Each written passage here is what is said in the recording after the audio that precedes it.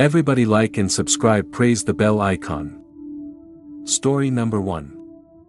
It was a stormy Friday night when Emily found herself alone in the old family house.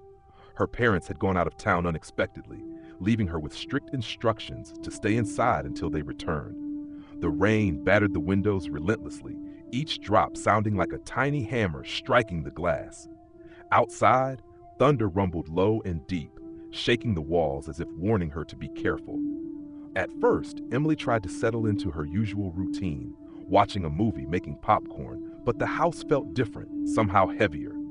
The lights flickered several times, once plunging her into total darkness before snapping back on. She shrugged it off, attributing it to the storm. But as the night deepened, the house's silence grew oppressive, like it was holding its breath. She heard a soft tapping at the front door. She froze. The tapping came again, slow and deliberate. No one was supposed to be out in this weather. She told herself it was just a branch scraping against the wood, or maybe a loose shutter banging in the wind. But the tapping continued, rhythmic and insistent, growing louder. Gathering courage, she moved to the door and peered through the peephole. Nothing but the sheets of rain. No figure, no shadow, nothing. When she opened the door just a crack to check, a cold gust blew inside, carrying a faint, sour smell she couldn't place. The street was empty. She slammed the door shut, locking it quickly, heart pounding. She tried to focus on the TV again, but then the power went out completely. The house was plunged into pitch black.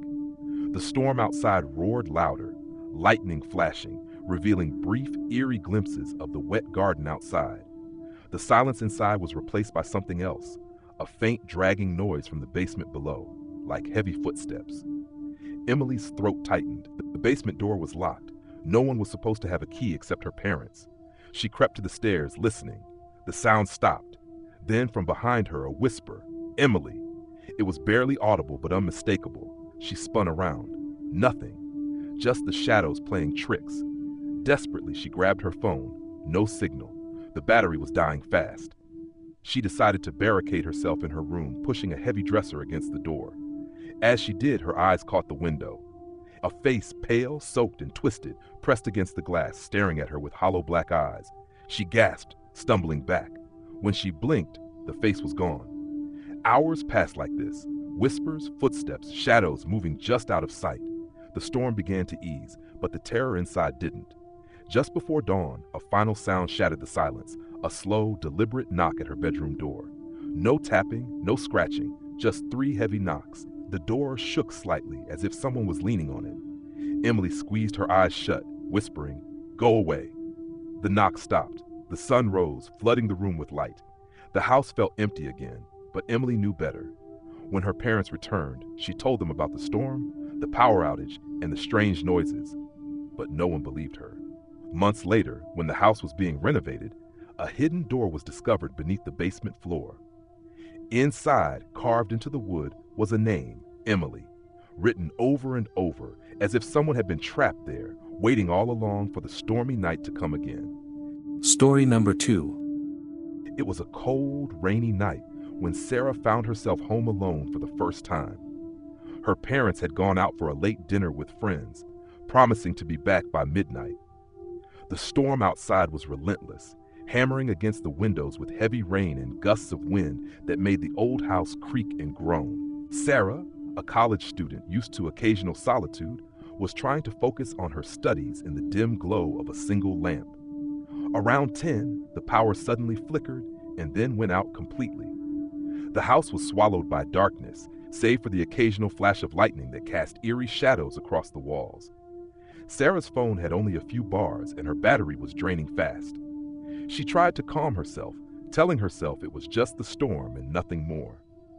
Then she heard it, a faint tapping at the front window.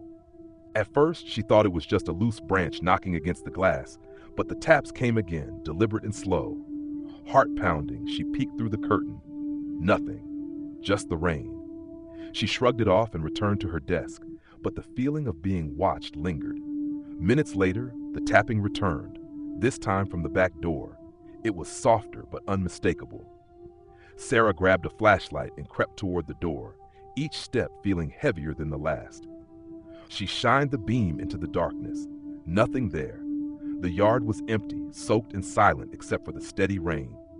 Trying to shake her fear, Sarah locked every door and window, double-checked the deadbolts, and sat back down. But then her phone buzzed. A message from an unknown number appeared on the screen. "Let me in."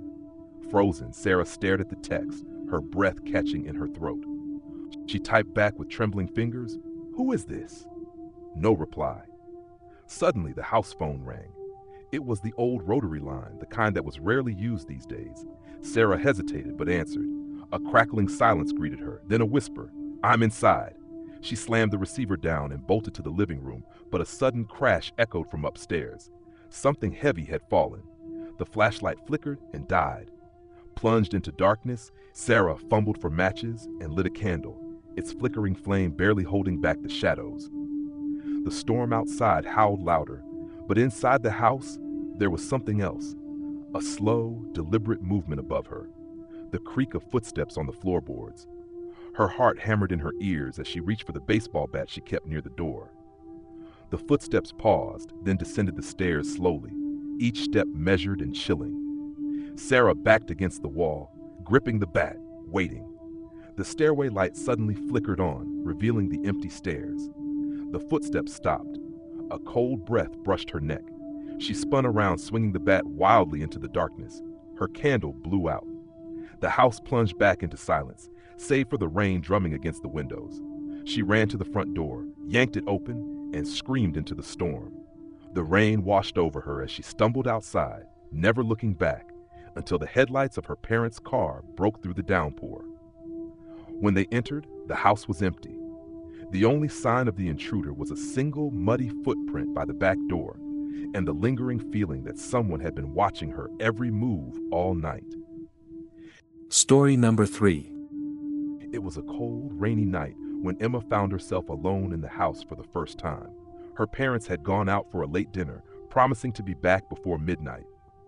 The wind howled outside, rattling the windows as sheets of rain pelted the roof and soaked the ground. The power flickered once, twice, and then went out entirely, plunging the house into darkness. Emma lit a few candles, their flickering flames casting long shadows on the walls. The house felt different somehow, heavier, colder, almost watching. She tried to shake the unease and busied herself with a book, but the sounds outside grew louder, the relentless tapping of rain against the windows, the creaking of old tree branches scraping the siding. Minutes stretched into what felt like hours. Then, from the corner of her eye, she caught movement. A dark figure pressed against the rain-soaked window on the side of the house. Heart pounding, she blinked, and it was gone. Maybe just a trick of the shadows, she told herself. But then the tapping started, slow and deliberate, like fingernails drumming on glass. She froze, every instinct screaming to run. Instead, she tiptoed toward the hallway, clutching a candle. At the end of the hall was the front door, where the tapping had now moved. The silhouette was clearer, a man soaked through, face obscured by the rain. Emma's breath caught in her throat. She backed away slowly, but the tapping turned to a sharp knocking, louder, more urgent. She ran to the kitchen and grabbed a knife from the drawer, her hands trembling. The knocking stopped. Silence swallowed the house. Suddenly, a cold breath brushed her neck. She spun around. No one. But then she saw it. Muddy footprints leading from the back door, which was now slightly ajar. Someone had been inside the house. Emma's phone was dead. No signal, no way to call for help. She bolted for the basement door, hoping to find a hiding place. The basement was dark and musty, filled with old boxes and forgotten memories. She crouched behind an old dresser, knife in hand, every sound amplified. Footsteps thudded down the stairs, slow and deliberate. The door creaked open. A shadow loomed in the stairwell, then moved closer. The stranger's voice was low, almost a whisper. "I know you're here."